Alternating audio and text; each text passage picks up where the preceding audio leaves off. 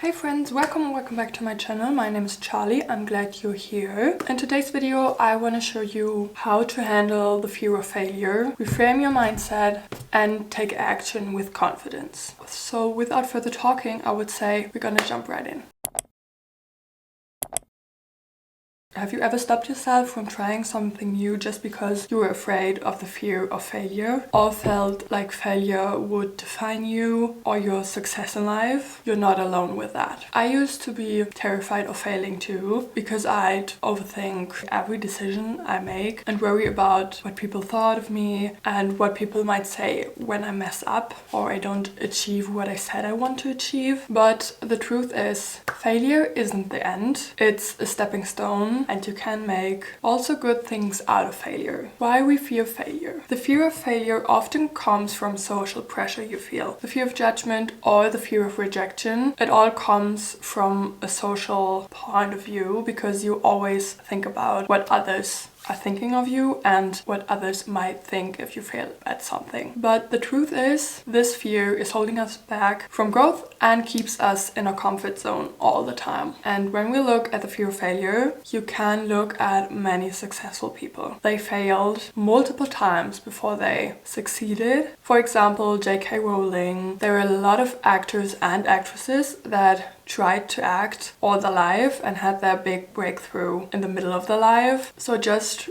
remember, everyone you see succeed also failed at some point. Reframing failure as growth. The one thing you always have to remember is that failure isn't a reflection of you, of your worth, or of what other people might think about you. It's a tool for growth. Failure isn't a bad thing because out of failure you learn something, you get something out of it that you maybe don't do again, or you're gonna switch up some things because you failed at some point. So you have to shift your mindset from thinking I failed to thinking what did I learn from this, what can I take out of it. You have to normalize your failure because everyone fails and it's part of being human. There is no human on this earth that has everything figured out. You can talk to every successful person. They failed at some point, but they looked at it from a what did I learn and what can I do differently point of view, and that's how you start growing and how you can be more successful even with this failure. Strategies to overcome the fear of failure. As I already said, failure and the fear of failure is totally normal. Everyone has it. Some people just have it more and others have it less, but there are things that you can do that will help you with the fear of failure, especially now at the beginning of the year. There are a lot of goals that you set for yourself, and there are some things where you're gonna fail, and there are strategies to overcome the fear of failure so that you strive towards your goals a little more instead of overthinking everything right away. And the first thing I recommend is to start small. Take small, manageable risks to build the confidence over time. You have to take yourself out of your comfort zone and experience failure and the fear of failing, and that can be different for everyone. If you are afraid to talk to strangers, you can go into a bar and start talking to someone and get out of your comfort zone there, and that automatically will give you some sort of success feeling because you did something and build confidence with it because you realized that the thing you feared your whole life or the thing you are anxious about isn't really that big or that unmanageable. And you also have to normalize that people say no to you. It's normal. Everyone gets a no from time to time, and it's not something huge because you have to think of the no's and the I don't want to do it will get in your life as opportunities to grow, to look for something else. Some things just aren't meant for you, and it also builds confidence because rejection is normal and you have to take it in, and there isn't something bad happening except for people saying no. It's just a step in a different direction, which sometimes is also a good thing. Tip 2 is to use a visualization technique. I love working with these. I use it also in manifestation, but basically imagine the worst case scenario. What I mean with that is imagine the worst case scenario and how you would handle it, because often it's not as scary as we think, and if you play this scenario in your head over and over again, you will realize that it's not that bad and you can basically manage it and handle it. And you also kind of train your brain to get used to failure and realize that it's not that bad, and you can handle the situation when it happens. You visualize the worst case scenarios to kind of know how you can handle it and how you can react to it without getting out of your head and screaming at people or something like that. You're gonna get used to rejection and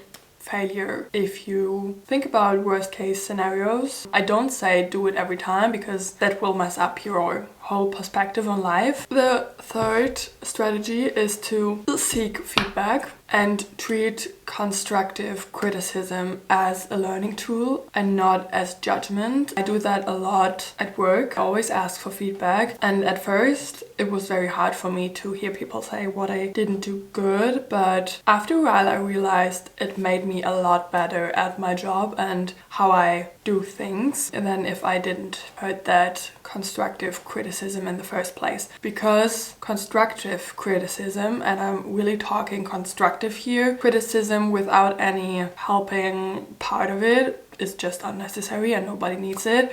But if it's constructive and you can work with it and you know what you have to change so that that doesn't happen anymore, you're gonna get better at that thing. And for me, it's in my job, for example, I'm so much better because I get this constructive criticism and I want to have it. I'm seeking feedback from almost everyone because I want to grow. And that's how you have to look at constructive criticism and also at failure. It's part of your life and part of growing. So just accept it and see what you can learn from it. And the fourth strategy is to practice self-compassion, which basically means what I just said. Remind yourself that failure is part of your life and part of your journey and not the end of it. Failure will get you so much further than you know now. I, for example, studied for 1 year and then transferred college, and I was so much happier at the second college, and I'm right now in my bachelor thesis phase. So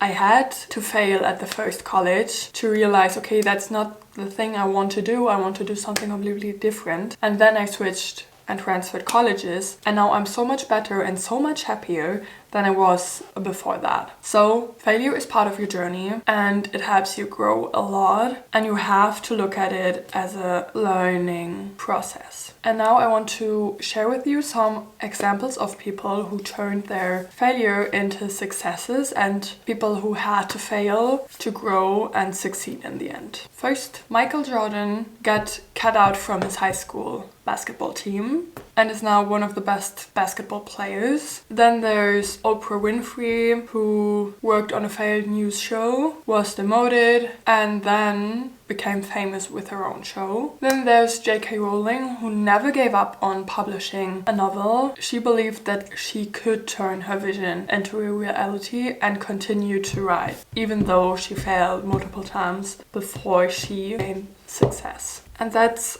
only a handful of people who needed to fail to succeed in the end, and who never stopped believing in their vision. And that's something I want to tell you. Failure is not the opposite of success. It's part of the success journey. And even if you fail, if you have a vision and you want to achieve that, give your everything and don't stop trying to achieve this vision of yours. Just remember, if Michael Jordan stopped playing basketball just because he got cut from his high school basketball team, he would have never made this much impact on the basketball field that he has. And the same goes for every person who succeeded in their life. George Lucas, if he stopped doing what he wanted to do and stopped from wanting to do the film just because people said they didn't like it, he wouldn't have created one of the best movies. Same goes for Oprah Winfrey. Same goes for everybody who failed and after that succeeded. There are a lot of people, especially actors, who had to fail multiple times just to get their biggest role, their breakthrough, because they never stopped on believing in their vision. They always knew what they were working for, where they want to end up, and that's something that you should never forget. You work towards a vision, and a failure is only a minor step back that you can learn from, but it has nothing to do with your vision. Your vision should never change. It's the way you get there that maybe sometimes has to change, but the vision should be the same. And you should be working towards that vision if you want to reach it, even if you fail. So, to conclude this whole thing, failure is part of growth. By reframing your mindset and taking small steps, you can overcome the fear of failure and build resilience without any problem. You just have to remember that every failure brings you closer to your success, and don't let fear stop you from chasing your dreams. And that's the end of today's video. I hope you liked it. If you did, you can give it a thumbs up. You can also subscribe and turn on the bell so you never miss a new video. And I would say we see us next week with another video. Make someone's day this week. And we see us. Bye. Funky. My darling, I love you, I love you, I love you, I love you.